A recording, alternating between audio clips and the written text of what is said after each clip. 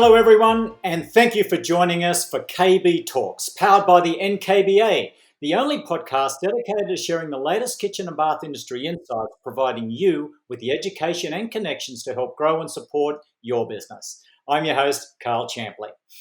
Well, folks, interesting times. The current global situation is having a severe impact on companies across a wide range of industries. Now, we're all trying to best navigate our way through this time of crisis and minimize business disruption. What strategies can you turn to manage your business through a crisis? Well, to help answer that, we are happy to welcome Fred Rakowski, a former kitchen and bath specialist, professional business coach, and founder of Legacy Business Leaders, LLC. Fred works with business owners in kitchen and bath industries to achieve key business disciplines for long-term profitability. Today, Fred will share strategies and vital insight that we hope will answer your questions about keeping your businesses operational and strong through these unprecedented months. Now, before we jump in, here's a quick word from our sponsor, Home Advisor. Are you a home repair or improvement pro looking to grow your business? Home Advisor can help. Here's how it works. Home Advisor matches homeowners looking for help with their projects with the best local pros in the area who can do the job. That means your business gets connected to new customers quickly and easily. Get started now and Home Advisor will help you find your next job. And be sure to ask if you are eligible for a limited time $100 credit when you sign up. Go to homeadvisor.com/NKBA offer. Again, that's homeadvisor.com/NKBA offer. Okay, let's get started. Introducing Fred Rakowski, a professional business coach and the founder of Legacy Business Leaders, LLC. Mate, thank you for joining us today and welcome to the podcast. Thanks so much, Carl. Real pleasure to be with you today, and thanks to the NKBA for the opportunity. As always, real pleasure to be here and hopefully contribute something that can be of value to your listening audience. Well, mate, I think what a wonderful guest having you here, and I think it's an absolute necessity in these interesting times. Before we get started, I just want to share something with you, and I know you'll appreciate it. I think you've been in the game now for about 33 years. Just the other morning, I've got 3 projects running, and fortunately, our industry, we fall into that essential category, ensuring that we've got gloves and masks, and we're doing the ultimate best to not be carriers and be very careful out there.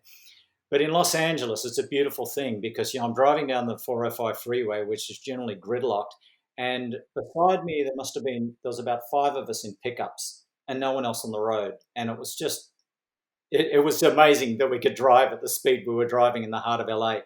But I just looked around and we're looking at each other and it just made me realize that, when the world falls apart, our industry, we're really the fixers. And I just had a moment and I thought, you know what? We may also settle into that heroic category as well. And it just made me feel proud to be a contractor, a remodeler, a designer, in this time that we can be there to help potentially fix with what's going on out there. And together with Bill Darcy and Susie Williford, we've always been real advocates of pushing the importance of having a trade. And this is just one of the situations that one of the benefits is that out of all industries today, we can be out there and we can continue on. Well, Fred, before we get started, I want to find out if you can tell our listeners a bit about your industry background and what exactly that you do. Well, thanks, Carl. And first of all, to dovetail onto what you said, it's really important. And honestly, I've been really impressed and really proud of our industry too, the way that business owners and leaders have stepped in this gap and really addressed this issue head on. It's just really, really encouraging for me to hear that across the country. As far as what I do, as you already explained, yes, I was a kitchen and bath remodeling specialist for a long time, 33 years worth. And I transitioned out of that, went into some nonprofit work that was really important to me at that time of my life. And for the last about 8 years now, I've been full-time in business coaching in our industry, primarily with builders, remodelers, kitchen bath experts, dealers, etc. And that's what I do full time right now. I'm passionate about that work. It's been extremely rewarding to get to connect with so many great people around the country and elsewhere. And that's a full time endeavor for me right now and on into the foreseeable future right now. Now, I can see you'd be an absolute golden nugget, an asset to a lot of the contractors and kitchen and bathroom modelers, because business is everything. If we're not taking the correct steps through business, it really the rest of it doesn't mean much. Let me ask you, why the Middle East? I was reading up your bio. Yeah, good question. It's just an opportunity came up through a strategic partnership and a good friend of mine, Mhm. and a couple of good friends actually. And as it turned out, a lot of the work and initiatives that they had going were in the Middle East, and so I said, "Yep, that sounds like something really challenging to me." And it turned out to be a lot more than a little challenging, to say the least. But I have no regrets. I went in, full in, all in, and the work was really, really challenging. A lot of the backwater villages that were impoverished with really no infrastructure to speak of, and we got to go in there and really bless some people and get some initiatives going that really help them support their families better, and more than anything, just have some hope for the future. So that's kind of in a nutshell what really motivated me to stay involved in that work. Wow, that's great. That's great. Okay, so now amidst the COVID-19 crisis, many businesses are struggling and are having to make big changes to their operations. What changes are you currently seeing? Well, it's been interesting. There's really been a broad range of impact across the country, depending on what type of business and the location of business. Anything from really being completely shut down and not having any real ability to produce revenue right now to pretty much going full speed. Of course, with restrictions and precautions like everybody's needing to take right now. So the impact right now is all over the map. And for the foreseeable future, hopefully a lot of these things will start opening up around the end of the month or so here. But by and large, it's challenging leaders to think differently about doing business right now. And that's the biggest single thing. In fact, change is the name of the game right now. And if Mm. you're not used to it, which most of us aren't, and you don't like it, which most of us don't, uh, please, it's going to take a real paradigm shift for business owners right now going forward to make sure that you're getting prepared for what's coming. And it's not going to be turning on a switch, as they're saying, and having business as usual. It just can't be. There's been too much negative impact, and not just to the business world, but to everybody. This is all inclusive. Nobody gets excluded from this thing this time around. No, it's so true, isn't it? You know, it's interesting. This morning, I'm designing a project, and as I said, we are fortunate that we are still in the essential category. But getting materials, I'm waiting for some materials from Italy, and you can understand how that's going. Sure. So with a particular bathroom, for example, you know, we've got brass finishes everywhere, and I need one thing, and that is a particular brass floor drain. So I've had to go back to the client and said, listen, we're not going to get that for like another 12 weeks. Let's use this different solution where we're going to do a hidden floor drain, blah, blah, blah. I said, love it. So that's as kind of a small example of the changes we need to make. But I agree with you. I think that golden switch isn't going to be turned on. It's going to be back to normal. It's going to certainly take some while, some time, and being, I think, malleable and being able to be flexible for those changes. I think that's really important for business, isn't it? Is to is to understand that and to be able to be adaptable. You bring up a great point, Carl. Really, the supply chain is a huge part of this. For most builders and remodelers, they can still get lumber and windows and doors, but a lot of the commodity stuff is being shut down, at least temporarily. And honestly, you shut down one of those and you just shut off a whole industry. So, not to mention the fact that remodelers, kitchen and bath experts, and so forth are being shut down literally in terms of what they can and can't do. But supply chain is just choking a lot of them right off too. So it's a multifaceted challenge for sure. Yeah. Now we know that no one has all the answers here, and no one has an oracle, and it's difficult to say with certainty when this will all end. But what are some things that small businesses should be thinking about if there's more long-term challenges to the economy, and what can we be doing now to ensure, to help get everything back and up and running with profit once we all open? Yeah, great question. Honestly, I have to say that it's not so much if there's more long-term challenges, but when, and they're coming. The economy is being impacted so negatively right now that it's just not going to snap back like we just mentioned. But there's going to be significant impact. We know that there already is effective right now for everybody in our industry by and large. Your market share just shrunk. And what that means is owners and leaders need to accept this new reality. That's all there is to it, at least for a season and for the foreseeable future anyway. And I'm saying, we're looking at probably a minimally a 12 to 18 month, if not longer, time span as this thing tries to normalize itself. We're going to have to take some extreme measures. And the very worst we can do, and or the worst we can expect is that, okay, we plan for the worst and hope for the best. That's really a simple leadership principle, but it's one that's really important right now. These are really unprecedented times. None of us has been through anything quite like that. For those that survived 2008 and 9, I'm sure you have the battle scars to prove it. And that was a brutal time, but this is something different. It's all inclusive, like I said. So the main thing right now the leaders and owners need to do is confront this brutal reality and head on and own it because it's here. We don't have any choice. There's a mandate on leadership like never before right now. And I think this is where some leaders tend to get complacent or frustrated and just choose to take no action, maybe wait it out. We'll just hold off. We'll hope for the best. It's going to blow over. But honestly, leaders, listen, that is not good enough. So if you're committed to really surviving and thriving on the other side of this thing, then now's the time to take action. And I've been saying it this way. And honestly, it's a true business principle anyway, at any good times or bad. And that is the decisions you're making right now today are going to be what determines your success tomorrow. So please don't wait.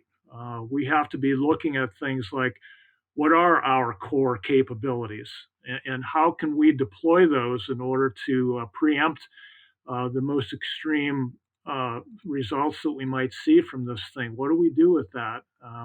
We have to be ultra aware of what's going on around us and what all the moving pieces are, and assess them and weigh the odds and determine what our constraints or limiting factors are, and then go from there and decide how can we pivot right now? How can we overcome some of this stuff and really make an impact? And honestly, I think the leaders that really own that type of an attitude are going to be the ones that prevail at the end of the day. So I think right now it's this leadership mandate, being ultra aware of what's going on around us, assessing all the assets that we have, the core capabilities, so to speak. I would suggest even for anybody on that's listening to this podcast that you sit down and get your team involved and get their suggestions. Honestly, you can tap into a lot of intellectual capital around you right now to support you and give you some great suggestions and make a list of all the stuff you find. And it's surprising how insight like this sometimes can really instantly relieve a lot of the stress that we're going through in these kind of situations. That's a very good point. It's like you look at a lot of great business leaders in the past, and sometimes it's not hope that's ultimately going to change things. But you know, I often think that if you have a 1 to 2 hour think tank session with your team and just start communicating and just start talking, sometimes there's a couple of items there that just stick. And you said, I think the magic word, because I think there's a lot of stress out there at the moment, and just opening our mouths, talking about it, because everyone listening in, they've got their own unique business. That's really going to help. And you may know all this inside your head, but to actually get it out and to be talking to your trades and be talking to your partners and your suppliers, there's a way around it. Here's an example, relatively a small example, where I may have just saved a larger project we're about to start. It's a large project in Los Angeles. It was a huge remodel and addition to this large property, and it's about a $1.8 million project. It's a big one and a kind of a complicated one. And straight away, I'm thinking, well, the owner's profession is going to be affected by this, and they're still quite keen to go ahead, but it's just the value, it's just overcapitalizing at this stage. So we sat down, and I just 5 minutes before the meeting, I thought, okay, well, if this was my home and my renovation, what could I do to keep this moving forward, and what could I add on to it later on? So, for example, there's an elevator in the building. I said, well, why don't we just stub out for it for now? And why don't we utilize that space for storage, etc.? And straight away she said, I love it. Okay, well, that cuts the budget down. We could do that later. Solar was another item. Let's stub out for solar. Let's do that later too. The roof tiles are quite expensive. We've changed the composition to a different material. That's changed. And maybe that's a little bit of a tip for everybody listening out there, whatever your project may be. Look at that same project and what can you do to potentially move forward with it, get your homeowners in, because as you said, it's not going to be weeks or months. It's going to take a long time for this to turn around. And maybe there's a way that we can still move forward. And that was one of my examples on a project. So I think, as you said, it's really just getting out there and talking about it. Now, here's a question that I'm sure that maybe a lot of your audience in the past ask, and that is, what is the best way to recession-proof our business in the future? Just like right now. Yeah, boy, absolutely a great question. Um, Honestly, there's no better way to recession-proof than to become a lot more diverse in your product offerings. So, I think right now it's so parallels what we need to be doing as leaders in the industry. A lot of leaders are asking right now, what should I do? And I think the bigger question is, what do I want? And when you do that, to be able to again assess what's going on around you, but then start thinking, and this is really a season of creativity and innovation. This is leadership stuff, the stuff that we're made of and made for, by the way. We got to be ultra creative. We have to be willing to accept change and go after it. I mean, I'm talking to people about things like you just mentioned, Carl, some really important creative ideas in terms of gaining the confidence and the buy-in of our clients. Remember, all of those folks are also very worried right now and very apprehensive for the most part, and they have a lot of questions, just like we do. There's a lot more questions than there are answers right now. So, as far as diversifying, this whole idea of networking now is gold. And I'm saying right now more than ever, and maybe some of you have more time than you usually would otherwise on your hands, get on the phone, pick up the phone and call past customers, call people in your network. Maybe there's other networking key people that you've just wanted to talk to and connect with over time, never had the time to. There's no better time right now than to broaden the landscape of your connections and get the word out there.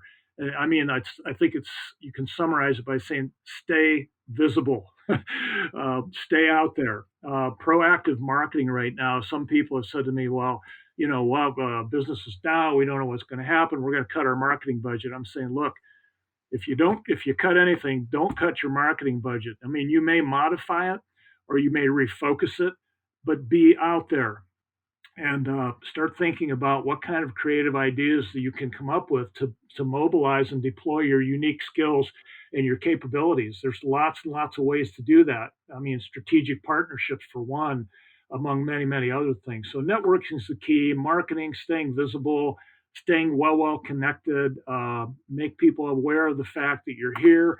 I like the idea personally, and this is one of the areas where remodelers typically really fall short. They've got a huge resource of past customers, and yet they don't tap it. Well, we're too busy. We got too much stuff going on. No better time than to go back to those folks right now and start talking to them. How you doing? Everything good? I just want you to know what we've been doing, and we're here, and we're staying here. And in spite of this issue, now we're cognizant of what's going on. We're very sensitive to what's going on, but at the same time, we're taking all the precautions, and we want you to know we're here for you if and when you ever need us. Those kind of things right now I think are gold. So diversifying, branching out, discovering some new revenue streams, that's a huge one. And I would say for probably every single person listening to this, there's probably some awesome revenue streams that you've never wanted to tap or never even thought of tapping. Listen, folks, now's the time. Do it. You must protect the golden goose, which is your business, right? It's what supports you. It supports your family. It supports your staff, your employees, and a lot of other folks too. Protect the golden goose. And as hard and painful as some of the changes may be, look, it's just part of leadership right now. And we got to do what's best to make sure that we survive and thrive on the other side of this thing. No, true. And I think on a big note too, with our business, I love what you're talking about leadership too. It's just to me that's exciting. That is success. But it's ultimately being a good person, doing above and beyond a great project. And I'm fortunate. I don't really need any work at the moment, but I've made some great friends that have been clients in the past, and I'm saying this is for our listeners. Excuse me. Recently, I'd reached out to a client, Susan, and we did her whole home, and we came back. We did phase two and phase three, and I keep in touch with her. She still lives very close, Great. and I was she wrote me a beautiful letter and sent some photographs because the garden's all blooming at this time of year. And I just touched base with her, and just by talking to her, she said, "I've got a couple of friends that are looking at doing their kitchen and their bathrooms," and I thought that's interesting. So what you said is a good point. That particular past contact may not necessarily want any work doing, but they have a lot of friends and a lot of contacts too. And by keeping in touch with people, it's not just that person; it branches off to a larger network. So keeping So in touch true. with past clients, I think, is certainly a good thing. And for everyone listening out there, if you're not fully on your game, pick up your act, because great workmanship, having clarity, and doing a terrific job uh, is really going to help you in a situation like this. Well, Fred, any other advice you can offer our listeners so far? This has just been terrific, and I think a lot of common sense answers you've been giving. But anything else there that you can help navigate through this time? Well, I think the main word here, next to leadership and second only to leadership, is perseverance. Really, Carl. Honestly, it's digging deep. Don't stop. Don't be denied of success. This is a crisis. There's no question. It's unprecedented. Okay, so what? We still have businesses to run, and there's going to be good business out there. It's going to take a little bit of time. People, I think, by the end of this month and into the middle of next, will begin to rediscover some hope and do away with some of the fears that have been so prevalent the past couple of months or so. And things are going to gradually get back to normal. But in the interim, it's a leadership issue, and perseverance is going to be key. Thinking out of the box, being creative. Don't be afraid of change. I like the idea of what I call uh, uh, catalytic business models, and that is testing some small ideas in the marketplace. For example, one thing you can do is come up with some great ideas and survey your customer base. Ask them what they think of it, because in all honesty, if we're going to go out there and really try to produce more revenue via some different revenue streams and sources, we need to know if they're going to work. And if we don't survey our customers, we'll never know that for sure. So I think the moral of the story is execute now. Don't wait. Survival is an action word, by the way. And it means your future success, like I mentioned earlier, is going to be a direct reflection of the actions you take today. That's always an irrefutable truth. So get your team involved, tap your network, be active, maybe run some contests or give away some prizes. I don't know, whatever it is. Stay ultra visible. But more than anything, go out there in the marketplace and figure out how to intersect with what people need right now. And those are going to be the teams and the leaders and the companies that succeed long term. No, I agree. It might be 2, 3 years. We'll be at KBiz. Who knows? We may be sharing a mojito together, and we'll be looking back, thinking of this time, and thinking, well, whatever we did then has got us to where we're at now. I always try to jump ahead and think, okay, let's look back. What did we do now to ultimately continue and succeed? Fred, Yeah. I want to thank you very much for jumping on the podcast today. Now, what is your website that our listeners can get more information about you and your business? Can reach us through the website at legacybiz leaders.com anytime. Love to have you visit. There's information there, resources on our resources tab, our winning resources tab. There's a group coaching tab that has a list of some of our, actually, it's called peer groups, and a list of our upcoming crisis oriented webinars. We're doing a series of six of those right now. The Okay. first one's complete, and we'll have those recordings will all be on the website soon. So, any other resources, I'm always open to that. Love to hear from anybody as I can help or support them. Thanks so much, Carl. What a great opportunity today. Mate, great opportunity for everyone listening in. I really appreciate it. And I think we'll be in touch soon too, because I think any of us out there with a business, I think talking to you is certainly going to benefit our businesses in a big way. Fred, thank you so much for joining us. Great pleasure. Thank you so much again, too. It's a pleasure. Well, folks, we have all new episodes of KB Talks coming your way very soon. To make sure you are subscribed and stay tuned. Please be sure to send your feedback to nkba@flyingcamel.com. And remember to take a moment and leave us a star rating or a review wherever you listen to your podcasts. I want to thank you very much for listening. Remember, get out there and design and build something fantastic and stay safe. Stay tuned for a quick NKBA Minute. The NKBA Specialty Badge Program offers members a new competitive edge. Certification has long been a cornerstone of the National Kitchen and Bath Association's mission, although the designations are mostly limited to designers. The Specialty Badge Program now allows any NKBA member to broaden their knowledge and earn credentials in a variety of areas through online course materials and passing an online exam.